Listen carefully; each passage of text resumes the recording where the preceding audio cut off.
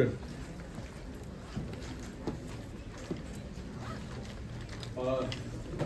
So last time we studied the quantum mechanics of a simple system, the simple harmonic oscillator, and we learned quite a few things on the way, some of which apply only to the harmonic oscillator, but some of which apply to more general systems. And I don't have time to summarize everything here, but let me at least mention that what we did was to solve the equation H psi equals E psi with the Hamiltonian H equals minus H bar square over 2m d2 by dx square plus half m omega square x square. And we considered this Schrodinger equation, and we mentioned that it's an eigenvalue equation, which means you need to find both the eigenfunctions psi and the eigenvalues E, and we didn't actually do all of that, but we found one example, which is a solution that, to write it in full, it looks like a constant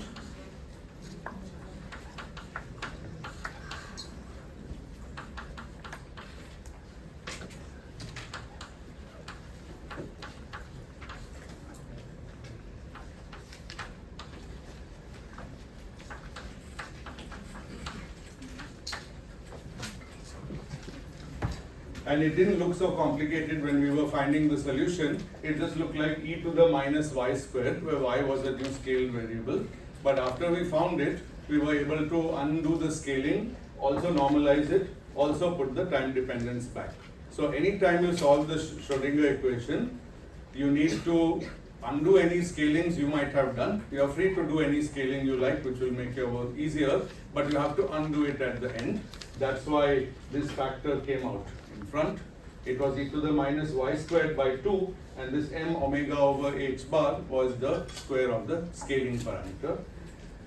Then you have to also put back the time dependence, which is always e to the minus I e t upon h bar. For a stationary state, that's always the time dependence. Okay, so we solve this equation, which actually doesn't know anything about time dependence. But once we solve it, we have to multiply the solution as a function of x with this function of t. Okay, and in this case, E happens to be, for this particular solution, E happens to be half h bar omega. Now, as we are going to see next week, but even next week I won't be deriving it, the harmonic oscillator, so this is one solution. Turns out that this solution is the lowest energy solution. So it's called the ground state wave function. I'm sure you've used this term before. Yes.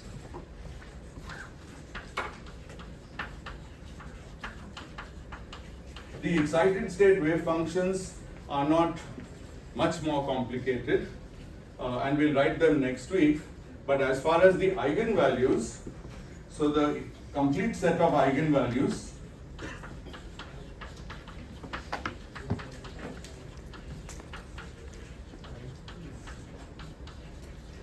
is actually En equals n plus half h bar omega, where n is 0, 1, 2, all the way to infinity. So Arco will hopefully derive this in the second half of the course. And you can see that if n is put to 0, then we get half h bar omega, which is exactly the energy eigenvalue of this solution. So we have found the lowest in an infinite tower of solutions, and we have not found the others, but by and by you'll find them. We don't have to do all the mathematics at one go. Okay. Next week we'll discuss the first and second excited states, that is n equals 1 and 2, little bit, and we'll try to understand some broader physical principles just from considering a few of these states. Now, also remember that the normalization is important. So this psi that I've written here has the property that integral of mod psi squared dx is equal to 1. That's why this number is chosen. It makes the integral 1. Okay, so it's normalized. So it's normalized, it's time dependent, is the correct wave function for the ground state. So you can rename this E as E0 because it corresponds to this number n being 0. N is an example of what is called a quantum number.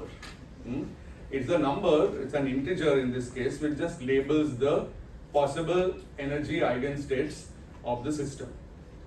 And we'll see in this and next lecture that the system basically cannot exist in any state other than the states with these energies. It simply cannot exist in state with any energy in between these. Let's sketch the energies. So this is E and this is 0. So here is half h bar omega. The next one is at 3 half h bar omega. The next state is at 5 half h bar omega, and it goes on to infinity. So this is the first one. It's a gap of half h bar omega to the value 0. But then after that, the gaps are 1 times h bar omega. That's just this formula. I'm just putting n equals 0, 1, 2, 3 and getting these levels. So these are called energy levels. And that's what the harmonic oscillator in 1D does. It has discrete energy levels. So we see many important features. One feature we see is quantization. So why is the whole subject called quantum physics? n depends on an integer n. So E depends on an integer n. Only E equals En is allowed. Literally, the quantum harmonic oscillator cannot exist in any eigenstate because there isn't any eigenstate with energy between these values or between these values or between these values. Only in these discrete choices. It has no other choices. Okay? Now, if we do an experiment on a harmonic oscillator, we'll see what happens, but probably a little bit later. Okay. Are there any questions about this summary? Sir, Yes. atomic energy levels are quantized. Yes. Then in general, overall, in macroscopic world also, Yeah. energy should be considered non-continuous and quantized. Yes. In macro. Okay. First thing is, let me emphasize here, and I'll be trying to push this point later. Is that energies are not always quantized. I don't know whose bag this is. Energies need not be quantized. We saw that in recall that the wave function e to the I px by h bar is a valid wave function, though it's not normalizable. I've already apologized for that once. We'll also see why it has to be non-normalizable. But it's in fact a valid wave function for a free particle. And here, P can be anything. There is nothing restricting the allowed value of P, and P is the quantum number here, because for every P we have a wave function. Just like here, for every N we have a wave function. Okay, and what's the energy of this? The energy is just P squared by 2m. It's a free particle, there is no potential term. Energy is P squared by 2m, and that energy can vary continuously. So a free particle in quantum physics can have an energy that varies continuously. So there is no simple rule that energy is always quantized. It can be quantized, it need not be quantized. The general rule which you can remember is that, so this we call continuous spectrum. Spectrum is the set of allowed energies. That's always what spectrum means. And it's a continuous spectrum. And this is what typically happens for unbound particles. We've had this discussion that when a particle doesn't have a potential that restrains it in some region and it can run off anywhere it likes, then typically it has an unbound, then it's unbound, and then typically it has a continuous spectrum. So we contrast this case with the harmonic oscillator case, where in fact the potential is like this. This is V of x, this is x. And so the particle is feeling a potential like this, so if it tries to go there, the potential will bring it back. And it's this binding and the fact that this goes up all the way to infinity. It never turns around. So this is a typical situation where you get a bound particle, and here you get quantized energies. Now it's a big piece of, you might call it luck, or it's the feature of the harmonic oscillator that the energies are linear in n, which means the spacing between any pair of levels is exactly the same. That's not a general feature of general systems. If you've done atoms, you would know that the energies actually have quite a different spacing, which actually gets smaller and smaller as you go up. Okay, so it can happen. And in fact, the atom has in fact both types of eigenstates, because there are particles which are bound to the atom. For example, in hydrogen atom, the electron is bound to the atom, but you can also eject the electron. And that's no longer a hydrogen atom, but it's still the same electron, and then it becomes unbound and has a continuous spectrum. So there's a quite clear difference between bound and unbound, and hydrogen atom is a harder problem. The easy problem for unbound is a free particle, and for bound is a harmonic oscillator. Okay. The last thing to be done now is to take this graph and plot on it the energy half h bar omega. This is the actual amount of energy of the particle, total energy. And the particle, in principle, has to divide this between kinetic and potential energy. Okay, because this is the total energy eigenvalue. This is the eigenvalue of the Hamiltonian. The Hamiltonian is the total energy operator. So this is the energy, and classically a particle with this energy has no option but to exist in this region, and these are what are called turning points. I've given that as an exercise, and I hope you've done it in the tutorials. So this and this are turning points for a classical particle. What it actually means is, just imagine that I make a bowl of this shape and I put a marble at this height at rest. It will roll down, come here, then it will roll down, come here, and so these are its turning points. It will simply oscillate between those 2 points. Why can't it go above that? Because it doesn't have the energy, because it started here at rest. So its total energy was this much. It can never go above here or above there. It has to be in between. And in fact, you know from experience that when it comes here, it slows down as it goes up here. It loses kinetic energy as it gains potential energy. At this point, it has lost all kinetic energy, so its momentum is 0, velocity is 0. When it's 0, it will then reverse direction, and V will again become positive, but in the opposite direction, and it will come down. Okay, that's the turning point structure. Now, but we know the wave function. We just wrote it. It's an exponential, and I can sketch the exponential graph over this. So psi actually looks like this.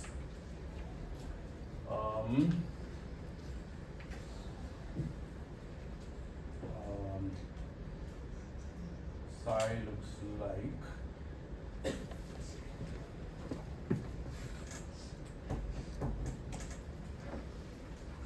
yeah. Good.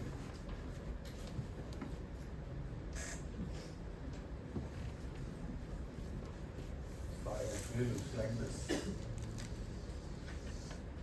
This is of course a different axis. This is psi, which luckily is real for the harmonic oscillator, so I'm able to plot it against x.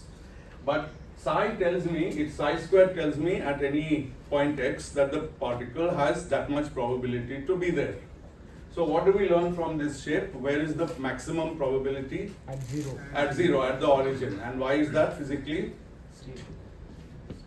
It's the ground state, it's the lowest energy state. We expect to find the particle at 0. In classical physics, the particle will be at 0 with 0 energy. But in quantum physics, it's not exactly at 0, but peaked around 0. It's exactly the way waves behave, which is different from the way particles behave. A particle would have just sat there. The wave is a little bit spread. And now looking at the wave, it's very interesting how it's spread. Let's look at this point. What is this point? This is the point where or actually, I should say, this is the point beyond which the particle should not go. These are the turning points. Should not go classically. Now look at the wave function. Does it go classically, does it go quantum mechanically, does it go outside these turning points? Yes. This point here is a place where the particle has a probability to be. Because the function is not zero. Where does the function become zero? This Infinity. function. Only very far away. Otherwise it's not zero. So it has a finite probability to be here. Finite probability to be found there. But that is the place where it has no business to be as a classical particle, because it should have run out of energy before it could ever get there, because its total energy restricts it to be inside this pair of turning points. So this is the very strange and curious behavior of quantum physics, that the particle actually is able to be somewhat outside the allowed region. Allowed and forbidden are classical words. A classical thing would have never gone outside the forbidden region. But a quantum particle can do that, but it does that by paying a price. It's decaying very, very fast. Once you reach, say here, maybe 10 times the distance of the turning point, the probability is very, very close to zero. Okay? So we've learnt a very important lesson here, that a quantum particle can go beyond its classically allowed.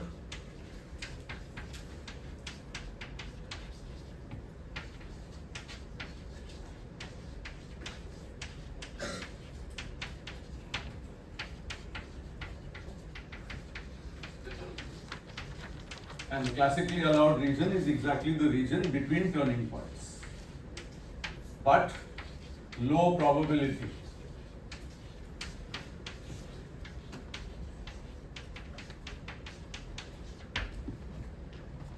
Now, you may think this is all very abstract, but it actually has a more general meaning. Supposing I decide to go and slam into that wall. I go running and I hit the wall. What's going to happen? That's my turning point. There's a potential there, and therefore my momentum will be reversed and I'll have to come back. That's my classical motion. But like everything in the universe, I'm a quantum object, and so if I actually do that, there's a tiny probability that I may, my wave function may go through the wall. That's how it is. Now, it's very scary and very puzzling because we never see this event. So what is this tiny probability? Well, it will be an exercise. You will have to estimate this kind of probabilities. And what you will find is that the probability is not 1 in 100 or 1 in 1000 or 1 in million or 1 in billion. But given my size or your size, it's much less than even that. Okay, it's just vanishingly small. There would not even be one event in the entire age of the universe where I actually managed to go through the wall. But the smaller the object gets, the better a chance it has to go through. And really small objects and really thin walls, it really happens. But now you have derived the one example where you see the wave function existing outside the classically allowed region. So now you know it can happen. Of course, in this case, since the potential steeply rises forever, there is no chance for the particle to permanently come and sit here. But if this potential disappeared after some distance and came down again, then I could tunnel right through. That's the phenomenon called quantum tunneling. We are not going to learn it right now. It's really a subject for more advanced courses, but I thought it would be good to mention. The lesson is this. And it's always a low probability event. But that low probability is not so low that when an electron does it, it's not too low for us to detect. We can actually detect it. Good. Any questions? Yes. Like, what is the practical application of this? So many things. Have you heard of semiconductors? Yes. That's one practical application. Be patient, you will learn all those things. Semiconductors is an example where tunneling actually takes place and it's used. Okay. Yes. Yes. Yes. Is it given that the quantum particle starts at rest from the terminal point? No, it's not given. I give it, I only give, what's given is that it has a total energy, initial total energy. Once it has an initial total energy, this is its wave function. It doesn't, in fact, the quantum particle can't be started at rest because actually it can't be at rest. It doesn't have a position or momentum, and in a minute I'll show you what it has in place of having a position and momentum. Yes. Can we design materials which have such a low potential barrier that we also have a probability of being? So you'll have to work that out. Take the semiconductor, when you learn semiconductor physics, ask that if it was not the electron going through the barrier but you, just use your mass in place of electron mass and see what's the probability. You'll find it out. Easy calculation. But wait, be patient when you get here. Yes? So like what in reality has like a potential similar to the harmonic oscillator? Everything in reality has a potential similar to harmonic oscillator if I look at it within a small region around its minimum. Everything. So it's very general. Yeah. Okay. Now there are three basic things. You might have seen them as axioms of quantum physics, and now I'm going to go through them and tell you the highlights of these three basic things. We've learnt enough in this example to understand these concepts, and they are extremely important. They are central to quantum physics, they are part of the axioms, but as you know, I did not write the axioms on day one saying this is a law and I insist that you follow my law. That's not how I think science should be taught. So instead of that, I gave you lots of physical insight, I hope, into the way quantum particles behave, so that now we can understand what these three things are. So let's summarize. This one you've studied quite extensively. They can be so they always solve the time-dependent Schrodinger equation. H psi equals I h bar d psi by dt. If psi doesn't solve this, it's not a physical state and a particle can't be in that state. But of course, what state is allowed depends on h, the Hamiltonian. That depends on what potential I choose. It will also change if I go to 3 dimensions and put in all kind of other things. We are working with very simple Hamiltonians. But whatever your Hamiltonian, you need to decide it for your problem from the beginning. And you will decide it usually on some classical intuition. And then all the possible states of the particle are states which solve this. Now among these, there is a special class. So all wave functions which solve this, which depend on x and t, are just called states. And all of them have a probability given by taking mod psi squared dx or d3x and saying the particle has a probability to have that position. Now the special case is when the state, we've already seen this, has the form psi of only x times a function of only t. And if we put this special case into this equation, we find that this function of t is minus I et by h bar, and this function solves the time independent Schrodinger equation with eigenvalue e. We can't tell what e to put here till we finish solving the time independent Schrodinger equation, finding the eigenvalue, then we put that eigenvalue there. Okay, so this is a special case. So those are also called states, these are also called states. Sometimes we use states only for this part because when it is stationary, so these are stationary states.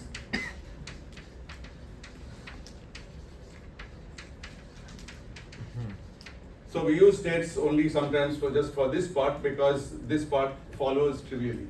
So in stationary states, this part is always there, but it's easy to find, so we often don't write it. It's not that it's absent. And it doesn't participate in solving the time independent equation. So all these things you know extremely well because we've done them repeatedly. And you've read the notes and attended all the tutorials. That's why you know all these things. Good. Okay. Now, an interesting property of states. States admit superposition. And the very easy way to see that, of course you know it already because waves admit superposition. So I can simply take a state psi1 of x and t, multiplied by any complex number I like, and add another state psi2 of x and t with another number p. And this is also a valid state. And what do I mean by valid? There's only one definition of valid state. it satisfies time independent. Satisfy the time dependent Schrodinger Dependent, equation. sorry. Yeah. So if I take the sum of two solutions of the time dependent equation, this one, I automatically get a third solution of the same equation. Is that property true if I do it with the time independent Schrodinger equation? Not necessary. No opinion? Not necessary. Yeah. Why not necessary? Until and unless the eigenvalue E1 and E2 are Yeah, same. because the time independent Schrodinger equation has an eigenvalue E. So the equation has the form H psi equals E psi. Now if I take psi 1, then H on psi 1 will be E1 times psi 1. H on psi 2 will be E2 times psi 2. What will be H on A psi 1 plus B psi 2, that thing? That would be a cross term. It will be E1 psi A psi 1 plus E2 B psi 2, and that's not proportional to this function. So it's not an energy eigenstate anymore. So this much is true, but the sum of two energy eigenstates is not an energy eigenstate.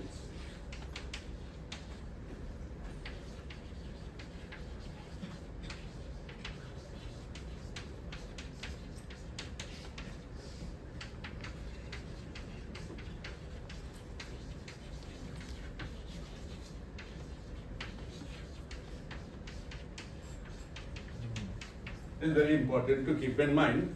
In fact, it's a good thing because this turns out to be a good way to generate states which are not energy eigenstates. You see, solving the time independent equation, we just managed to do it, and it's relatively simple problem of mathematical physics, at least in one dimension. But solving the time dependent one is harder. Why? Because we have to find the x dependence which is differentiated by Hamiltonian, and we have to also find the t dependence together. There is no separation of x and t dependence.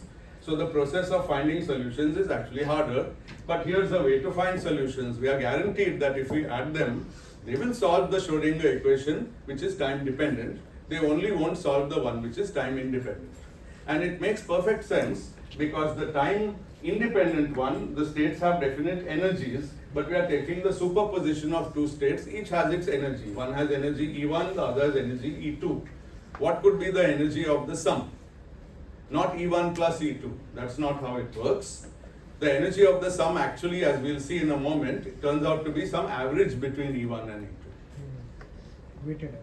Yeah, we'll see all that. We'll do the calculation. Okay.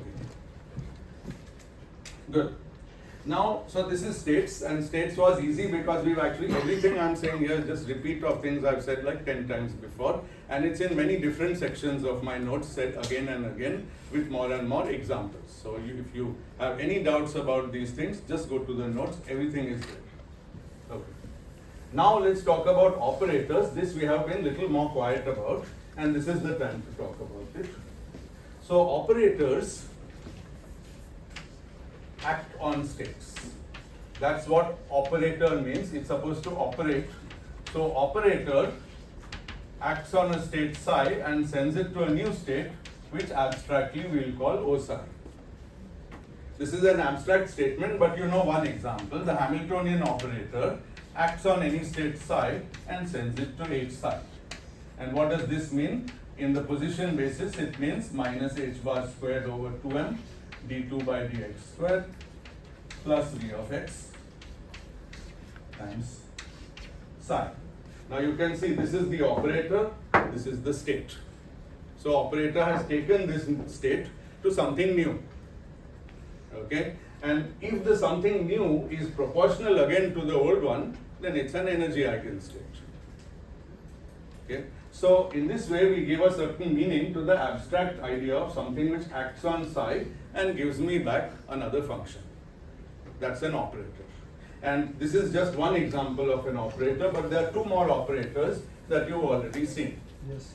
The operator P acts on a state psi of x and sends it to minus I h bar d psi by dx. We saw this, how things work in the position basis. While the operator x, it's actually harder to understand, though it's simpler. It acts on psi of x by just multiplying it with x. sends it to x times psi of x. Now is x times psi of x the same function as psi of x? No. It's a totally different function. So operator maps any psi onto another psi, which could be a different function. It doesn't have to return the same function, but sometimes it might. For example, in the first case, if we act with p on e to the I p x by h bar, now you see why I put the hat. This is the operator p, this is the number p. They are not the same thing. But if I do this, this is the operator.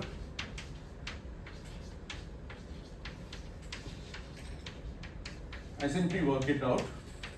What do I get? Do the calculation, please.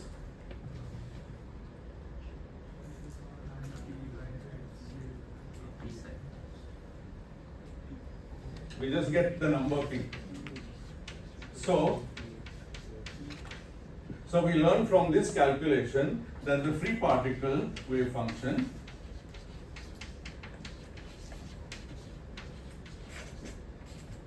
is a momentum eigenstate.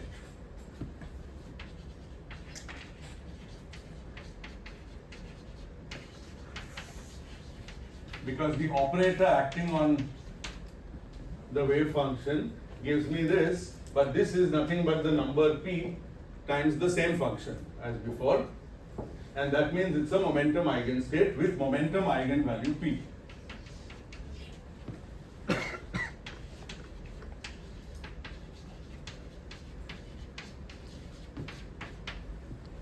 So whatever number I put in this expression, 2 or 3 or 10 or pi or whatever I feel like, or minus 7.3, that number will be the momentum of the associated plane wave. It's no surprise, right in the beginning of this course when we talked about classical waves, we noted that waves had a wave number, and later we learned that the momentum is h bar times the wave number.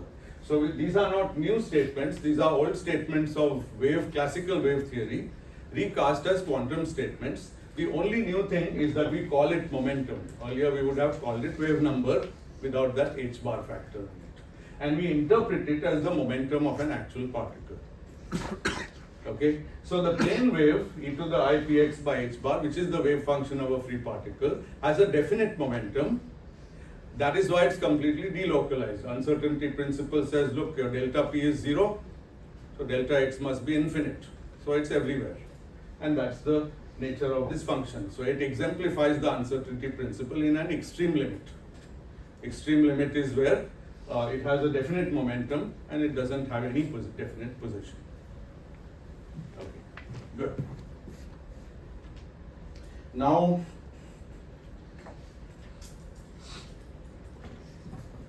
we come to some new property of operators. So we've got 3 operators so far. Let me list them: H, P, and X. And for my part of the course, these are all the operators you'll need. But there are more operators in physics. One of them, which is really important, is J. It's called the angular momentum. It's very advanced mathematically. It requires far more mathematics than anything I've used up to now. But it's very important, and I'm sure that in your physical chemistry course you use some aspects of angular momentum, whether or not you realized it at the time. But it requires a whole theory to be built up, and that theory is too complex for me to do now, and Arka will also, I think, do some part of that theory and not the whole thing. Okay, so these are the 3 operators. But these are only basic operators. Note that actually this one is not an independent operator. Once I have P and X, then H is simply P hat squared by 2m plus V of X hat. And now you can see that as long as V is a non-zero function, we can't, okay, let me get to that later. Sorry, I got a bit ahead of myself. Now notice that here I get P squared. So P is an operator, the square of an operator is also an operator. Here I have V of X, this could be X squared as it was in the harmonic oscillator, but it could also be sin X or X to the 4th, a lot of things. Okay, or 1 by X, that is the case of a hydrogen atom. Okay, it can be many things, but it can be a function of X. So we can multiply operators with each other to get new ones. So operators have this property that one is allowed to multiply them.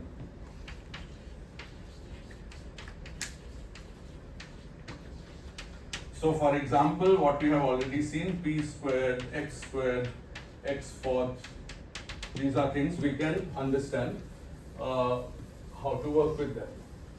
But now there's another thing we can do. We can also consider p times x. This is also a new operator. How does p times x act on a wave function? Now remember, I have stressed this earlier, how the operator looks when acting on a wave function depends on what basis I choose for the wave function, whether position basis or momentum basis. In position basis, x hat is just the function x. In momentum basis, p hat is just the function p. And in each basis, the other one is a differential operator. We've worked all that out. If you've done those exercises, it's all done. Yes? I have two questions. One, Yes. is this order commutative? I'm coming to that. Give me a few seconds. And another question. Yes. Are all four quantum numbers related to some operators eigen? All four quantum numbers of what? Like we had studied only for principal. That is all for atoms, right? I'm not talking about atoms here. Not every system has four quantum numbers.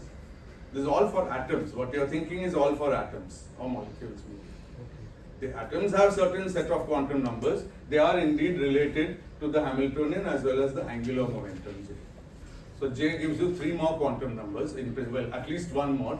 Turns out that out of 3 components of J, only one of them leads to a quantum number. That's part of the advanced math, which I'm not going into. Okay, so this is one operator, and here is an operator. Now we face a puzzle. Normally, for a classical particle, if I take its position and multiply by its momentum, it's the same thing as taking its momentum and multiplying by the position. One of them is 3 and the other is 8.5. I get whatever 3 times 8.5 is, whether I write it this way or I write it this way. Is it true for operators? Now the first suspicion that it may not be true for operators is that operators have a differential type of behavior. For example, we just saw that P on psi of x is equal to minus IH bar d by dx psi of x. So let's use this fact as well as x on psi of x equals the number x times psi of x. We are not assuming any particular problem here, but I am writing in one-dimensional notation. It will just get more boring if I have to put vector sign on everything. So we just imagine we are in 1D. Now let's calculate Px. So what is Px? It's the operator which sends psi to Px psi. And what is Px psi? Now we know, because now we pick the position basis. You'll see that time doesn't play any role in this calculation, so I may forget to write it, but in principle it's there. So this is minus h bar d by dx times x times psi of x. Okay, because first I act with x on psi, I use this rule and I pull out the number x. Then I act with p on the result, and p is represented by this. So the final result is this. Now it's very important to realize that when you have a differential operator, it acts on everything to its right side, not just the thing that is right next to it. So it's acting on all this. Now what is d by dx of this product? Product rule. Product rule. Product rule is, so the first term d by dx will act on x. And what does it give? Psi. Minus iota h bar del by del x of psi. What is d by dx of x? 1. 1. Yeah, what was sign? Sorry.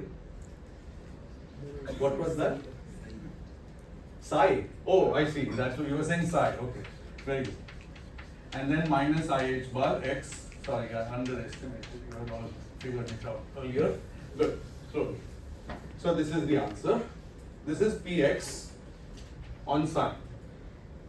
Okay. So Px on psi is equal to this. What is xp on psi? So this is x hat, then minus IH bar d psi by dx. Now, x hat follows the rule that when it multiplies any function of x, it just becomes x. So it is minus IH bar x d psi by dx. Now compare that and this. Are they the same? No. But one term is the same. There's an extra term. So we learn that xp minus px is equal to, on psi, Iota is equal to I h bar times psi. Just by subtracting this from that, we get this result. Okay? And this is very fundamental because this quantity is called a commutator. I don't know, have you ever encountered a commutator before? So the term we have. If you have done matrices, you would have encountered a commutator of matrices, and matrices are a special class of operators. In fact, Heisenberg's genius was to realize that what Schrödinger was doing, which is what we are following, was equivalent to manipulating some fancy kind of matrices. But the matrices are not 2 by 2 or 3 by 3, they are infinite by infinite, which is why his approach is more abstract. So we are not doing it here. But it has similar properties to matrices, and such a commutator xp minus px has the notation x comma p. This x comma p means exactly x times p minus p times x. And since psi was completely arbitrary, we can just drop it and say that the operators satisfy this relation, which is called a commutation relation.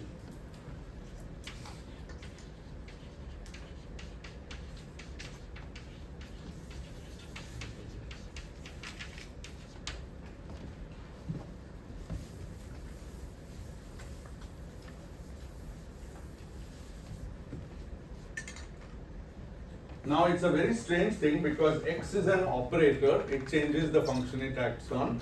P is an operator, changes the function it acts on. But the commutator of them is just a number. It's not really an operator. You can call it an operator, but it's a very trivial sort of operator. It just takes any function and multiplies it by IH bar. So there's a name for this. This is called a C number. You may encounter this repeatedly when you study quantum physics. What is a C number? C means classical. So classical number is just a number. It's what we used to call a number. Now we have to call it classical number because these are not classical numbers, these are now quantum operators. So the distinction is between quantum operators and classical numbers. So x is a quantum operator, p is a quantum operator, but the commutation of them is such a simple operator that it's just actually a number. And well, this is a fundamental relation of quantum physics. And with this, you can also do a lot of exercises like calculating the commutator of p and x with any Hamiltonian of your choice. Let's do one quick example. Sir? Yes. So even if we change it to momentum basis, Yes. it will be the same. Good. Thank you so much. Very good question. So I evaluated this commutator in position basis, but all bases are equivalent. So if I did this evaluation in momentum basis, I would have got exactly the same answer. So this is basis independent. Very good question. Thank you. I should have actually said it earlier. Good. So one quick thing we can easily do, we can calculate the commutator of P with the Hamiltonian. Okay. Now this is P with P squared by 2m plus V of x. This commutator. Now this kind of thing we can just do P with this term plus P with that term, because you can just expand it out and you'll immediately see it has that linear property. So what is the commutator of P with P squared? Zero. Because anything will commute with itself, because what is a commutator is the difference between P times P squared minus P squared times P. But P times P squared is P cubed. P squared times P is also P cubed. So there is no commutator. So anything with itself just gives me 0. So this part gives me 0. So the final answer is this. And I don't know how to evaluate this unless you tell me what's the potential, which I haven't told you. I can still say some words, but instead of that, let's notice that there's one case where this is 0. What is that case? free particle. When the potential is 0, obviously the commutator of it with anything is 0. So this is equal to 0 for a free particle.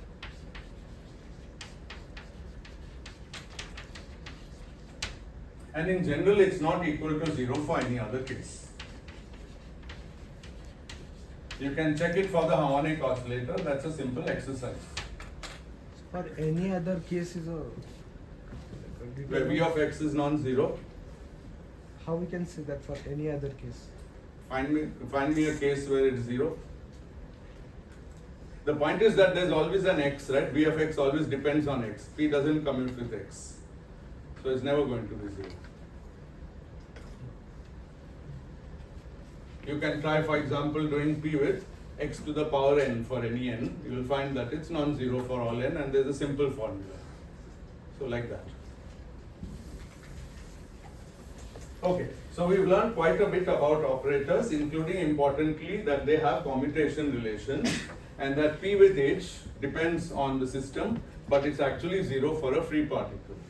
And notice we found that a free particle is the one where the wave function is an eigenfunction of H as well as P. I showed you that in the beginning of this class. Of course, it's an eigenfunction of H because we were looking for the energy eigenstates. But it so happened the plane wave is also an eigenfunction of P, so both. And this is possible only because they commute, otherwise it wouldn't have been possible. So let me just write that statement and you can think about it. Two operators, if two operators commute, we can find simultaneous eigenfunctions. It's a very deep theorem and I don't expect you to digest it right away. What I'd like you to do instead is to just see how this works in examples. For example, you could take this statement and apply it to the harmonic oscillator where P and H do not commute, definitely don't commute, right? Because this is x squared, P with x squared cannot be 0. So there they don't commute. And you won't be able to find any wave function of the harmonic oscillator, which is an eigenfunction of P. And of course, you can prove that mathematically, but you can also think, can there be an eigenfunction of P in the harmonic oscillator? What would it be? A quantum particle which has a definite value of momentum. So it keeps traveling, but the harmonic trap is here, but the particle is traveling at a definite momentum and has reached the moon. But the harmonic trap is still here. And I told you that all wave functions in a trap decay very rapidly as I go out. So there's no chance that the particle can have a definite P. Are you seeing now how the quantum intuition works? And it's from the fact that P doesn't commute with H. So if P with H, this is an example of the above statement, is not 0, we cannot have a stationary state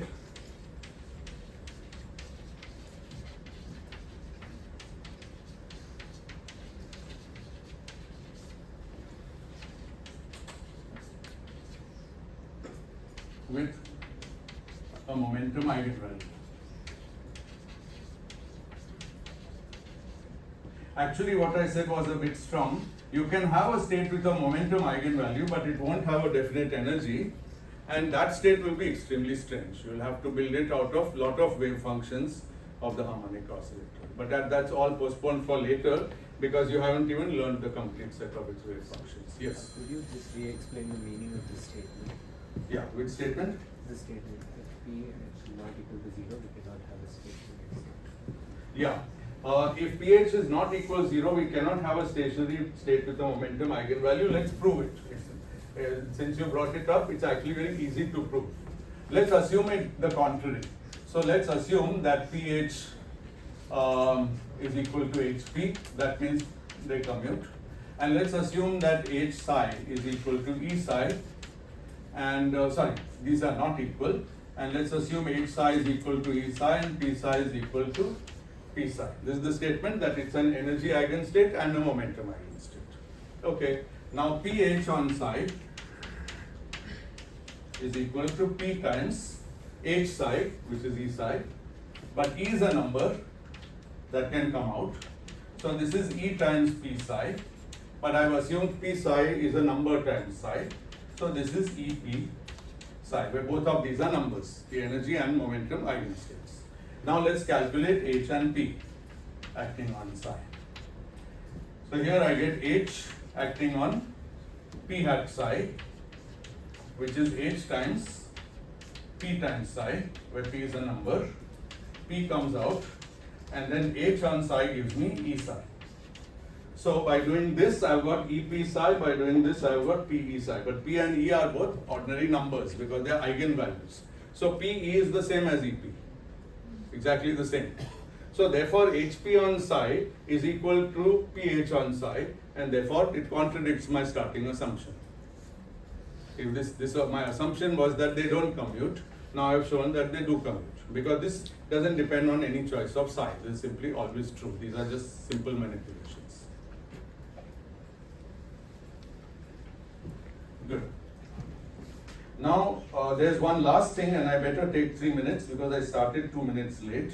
And by the way, we have very few lectures left. We have, after today, we have only 2 more lectures left till the mid-sem. I don't know if you realize that. And I do not want to burden you with extra lectures. So I'm just posing a question, and next time I'll launch directly into the question. So the topic is expectation values.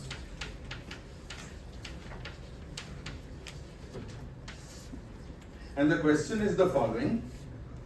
Supposing I measure x, the position x of a quantum particle with a wave function psi of x,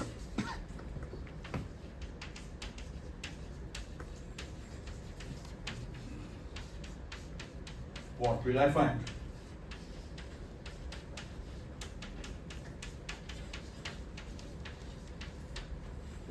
Now, this is a difficult question because once I perform a measurement on it, in experiment I can never be sure that the answer I got is correct unless I repeat the measurement few times.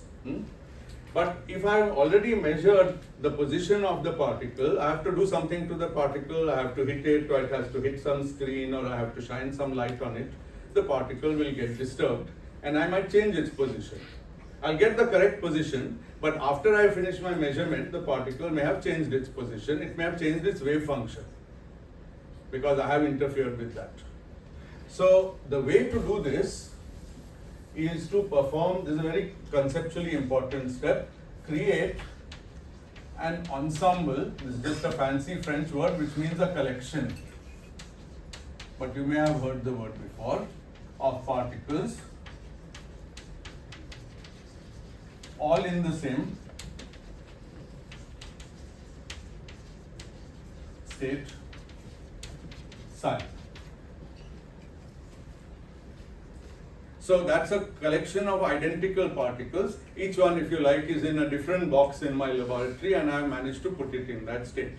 I should be able to do this because if I can put one particle into a given quantum state, I should be able to keep repeating that and putting all the other particles into the same quantum state, whatever it might be. Okay.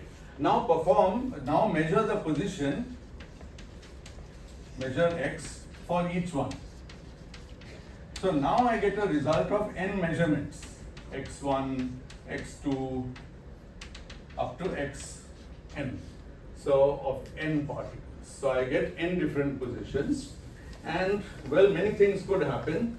All the measurements might give me the same position, or they might not. And we don't have to guess. Quantum mechanics rules, Schrodinger equation, actually tells us what we'll find. But to understand what we'll find better, we need to accept that we are going to do this kind of experiment. Create a lot of identical particles, all in the same state, measure x for each of them, and you get this. And now I can calculate what is called the average x. And I'll put x here for experimental. Let's write it in full. This is equal to summation xi from 1 to n over n. Okay. So the first question is, can I compare this measurement with the calculation? Quantum theory will be good if I know how to calculate the thing which gives me this answer. So what is the calculation? The theoretical calculation of the same quantity.